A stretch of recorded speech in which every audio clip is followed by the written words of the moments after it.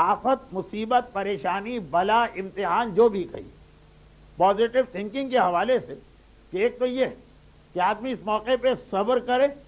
آج جو جملہ میں نے کل کہا تھا اور ابھی وہ آدھا ہے، اس کی مزید تفصیل ایک مجلس میں آ رہی. آج کے بعد میرے پاس 2 مجلسیں. کون سا مسئلہ؟ کہ مومنین کرام جسمانی اعتبار سے یہاں اتنا آرام پہنچا رہے ہیں کہ چند کلو میں اپنے وزن میں اضافہ کر کے ہی جاؤں گا، مگر ماحول کچھ ایسا ٹینشن کا بن چکا کہ جس کے نتیجے وہ اسٹریس ذہن پہ پڑ رہا جو مختلف بیماریوں کو بڑھانے کا سبب بن رہا. مگر آج یہ موضوع نہیں، ابھی باقی ہے. میں نے یہ نہیں کہا کہ چیپٹر کلوز ہو گیا. اس حوالے سے آپ نے یہ جملہ آج کل بار بار سنا ہو کہ آج کی جتنی مشہور بیماریاں، کہا اس میں سے 90% اس لیے ہوتی کہ آدمی کسی سوچ کو، کسی وچار کو، کسی اسٹریس کو اپنے ذہن پہ لے لیتا، چاہے وہ شوگر ہو، چاہے وہ ہائپر ٹینشن یا بلڈ پریشر کا مسئلہ، حتیٰ یہ کہ عوارض قلب کی کتنی ہی قسمیں. کہا کہ اگر خوش باش رہو، ہنستے مسکراتے رہو، بڑی سے بڑی مصیبت کا سامنا بھی یہی سوچ کے کرو کہ اس کا اجر و ثواب کتنا زیادہ. اور اسی حوالے سے جو دعا ہم کو بتائی گئی، اس دعا کا جو کانٹیکسٹ ہے یا بیک گراؤنڈ ہے، یہ جو دعا کا شان نزول، اس میں پہلا جملہ یہی تھا کہ اے ام سلمہ پریشان مت ہو، خوش ہو، اور پھر یہ دعا پڑھو. واقعہ یہ ہے کہ جناب ام سلمہ پیغمبر اسلام کی ازواج میں دوسری اہم ترین زوجہ ہیں اپنے اسٹیٹس و فضیلت کے اعتبار سے. جناب خدیجہ طاہرہ اپنی فضیلت کے اعتبار سے بھی پہلے نمبر پر ہیں، اور جو سیکوینس ہے پیغمبر کی شادیوں کا تو سب سے پہلے انہی سے شادی ہوئی. ام سلمہ فضیلت میں دوسرے نمبر پر ہیں، مگر ام سلمہ سے شادی پیغمبر نے چوتھی پانچویں منزل آئی تھی. ام سلمہ ایک ایسے خاندان سے تعلق رکھتی تھی کہ اس پورے خاندان میں یہ واحد اسلام قبول کر رہی، لیکن ان کے خاندان میں پھر بھی تھوڑی بہت ہمدردی اسلام سے ہے، کیونکہ آگے چل کے اس کا تعلق، ان کے خاندان کا تعلق پیغمبر سے مل جاتا. ان کے شوہر کا خاندان بدترین دشمنان اسلام میں سے ایک تھا. ان کے شوہر کا نام تھا ابو سلمہ، اور پھر ایک بہت لمبی چوڑی ان کی ایک داستان ہے، 1 گھنٹے کی تقریر بن جائے گی، اس کو میں چھوڑ دیتا ہوں. خلاصہ یہ کہ اتنا دباؤ شوہر اور بیوی پر اپنے اپنے خاندانوں کا پڑا کہ آخر مجبوراً ان دونوں کو مدینہ ہجرت کرنا پڑی. اور مدینہ جب یہ لوگ پہنچے تو اس حالت میں پہنچے تھے کہ ان دونوں کا کوئی جاننے والا یا کوئی رشتہ دار مدینے میں نہیں تھا. مگر بہرحال زندگی گزر رہی تھی، اس لیے کہ شوہر زندہ، اور مدینے کے ویسے بھی مالی حالات خیبر کی جنگ سے پہلے تک تو بڑے ہی خستہ تھے. اور اسی دوران احد کی لڑائی ہو گئی، اور احد کی لڑائی میں جناب ام سلمہ کے شوہر شہید ہو گئے، اور اب یہ بیوہ ہو گئی، اور کثیر الاولاد تھے یہ لوگ، اور اگرچہ بڑا بیٹا اور بڑی بیٹی خود شادی کے قابل تھے، لیکن اس کے علاوہ بہت سارے چھوٹے بیٹے اور بیٹیاں تھے. دنیا اندھیر ہو گئی، سمجھ میں نہیں آ رہا تھا ام سلمہ کی کہ میں کیا کروں. مدینے کے حالات ایسے ہیں کہ ان کو یہ معلوم کہ کسی سے کوئی اسپیشل ہیلپ کی توقع کرنا ہی غلط. اتنا سارا مہاجرین کا دباؤ ہے مدینے پر کہ آدمی ہر ایک کی مدد نہیں کر سکتا. نہ کوئی خاندان کا فرد ہے، نہ میرا میکا، نہ میری سسرال، نہ ہی کوئی اور ایسا قریبی جاننے والا. مدینے کے باہر ایک بستی تھی جہاں پہ سب سے زیادہ غریب وہاں جا کے رہتے تھے، قبا. آج تو ہارٹ آف دا سٹی ہے، آپ جائیے تو آپ کو پتہ ہی نہیں چلے گا کہ قبا کبھی مدینے کے باہر تھا. قبا تو قبا، جنت البقیع کا قبرستان، اس زمانے میں مدینے سے باہر ایک اجاڑ سنسان جنگل سمجھا جاتا تھا. خیر میں کہیں سے کہیں جا رہا ہوں، خلاصہ یہ بہت زیادہ پریشان، اور وہ کیفیت وہی جس کے لیے میں نے انگریزی کا لفظ استعمال کیا، ڈپریشن. اولاد اتنی زیادہ، یہاں جاننے والا کوئی نہیں، کیسے زندگی گزرے. پیغمبر اسلام تک اپنا مسئلہ پہنچایا اپنے بیٹے کے ذریعے کہ اللہ کے رسول اس موقع پہ میں کیا کروں. پیغمبر نے کہا کہ اس موقع پہ میں تمہیں ایک دعا بتاتا ہوں، اور یہ دعا وہ دعا کہ جب انسان کے ہاتھ سے کوئی چیز نکل جائے، جب انسان کسی چیز کو کھو دے، جب انسان کا کوئی نقصان ہو جائے، تو اس دعا کا نتیجہ یہ ہے کہ اس سے بہتر ملا کرتا. وہ نہیں، اس سے بہتر، جسے اردو محاورے میں کہا جاتا ہے نعم البدل، آلٹرنیٹ نہیں، کوئی ریپلیسمنٹ نہیں، اس سے بہتر.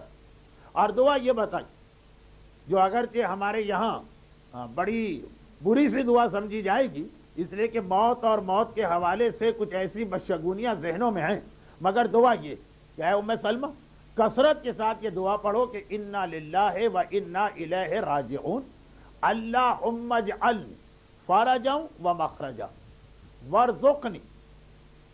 وارزقنی خیرا من حیث احتسب و من حیث لا احتسب، انا للہ و انا الیہ راجعون، اللہم اجعلنی فرجا و مخرجا وارزقنی خیرا من حیث احتسب و من حیث لا احتسب۔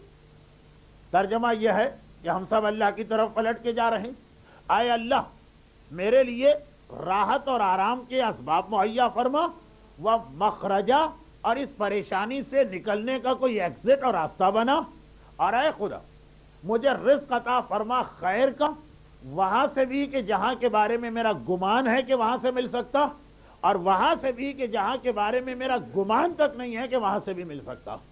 یہ وہی سورہ طلاق کی آیت کو ذرا سا الفاظ بدل کے پیغمبر نے دعا کی شکل دی، وَمَن يَتَّقِ اللَّهَ يَجْعَل لَّهُ مَخْرَجًا وَيَرْزُقْهُ مِنْ حَيْثُ لَا يَحْتَسِبُ۔ ایک دفعہ پہلے یہ آیت موضوع بن چکی، جو اللہ سے ڈرتا ہے اللہ اس کے لیے مخرج اور ایکسٹ بناتا ہے، اور ایسی جگہ سے اسے رزق عطا کرتا ہے کہ جس کے بارے میں گمان بھی نہیں۔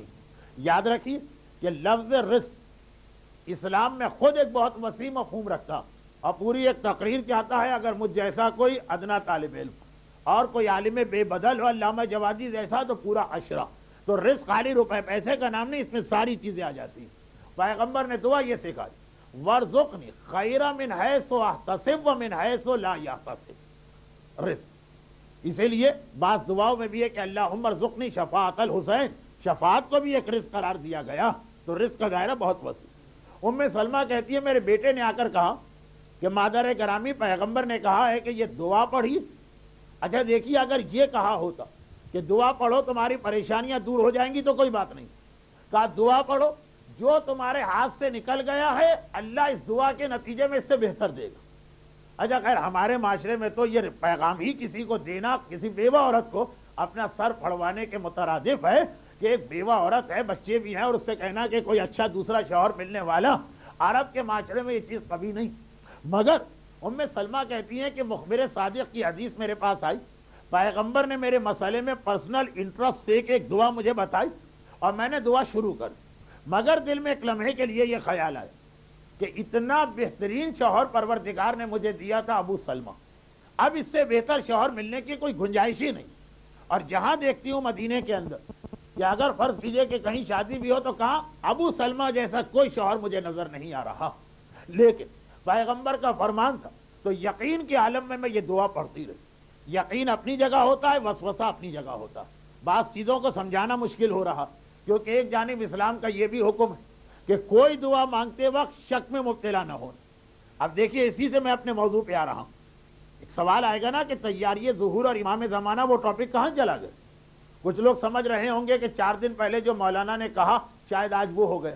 میں نے کہا تھا نا کہ حافظہ میرا بہت کمزور، سامنے کی باتیں بعض اوقات میں بھول جاتا ہوں، تو لوگ سمجھ رہے ہوں گے کہ آج بھول گئے کہ ٹاپک کیا ہے، کہاں پڑھ رہا ہوں، کیا موضوع چل رہا تھا۔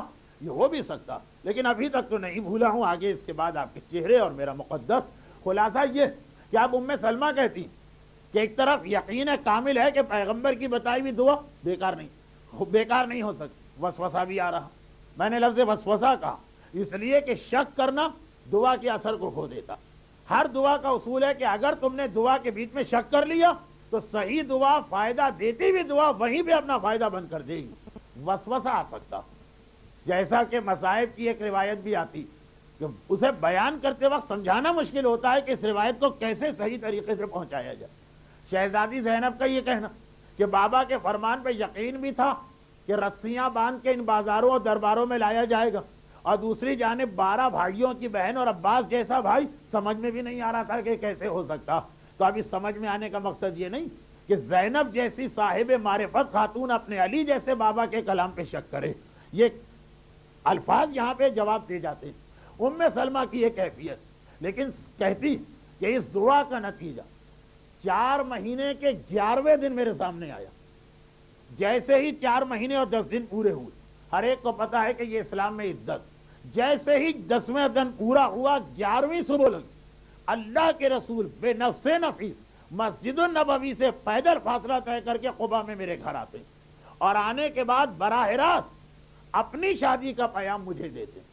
اور اس اعتبار سے بھی میں نے کہا کہ جناب ام سلمہ کا واقعہ بڑا عجیب، اس لیے کہ خدیجہ طاہرہ کا واقعہ ملتا ہے اگرچہ وہاں بھی کچھ اشارے خدیجہ کی جانب سے، یہاں تو ام سلمہ کے ذہن میں دور دور خیال نہیں.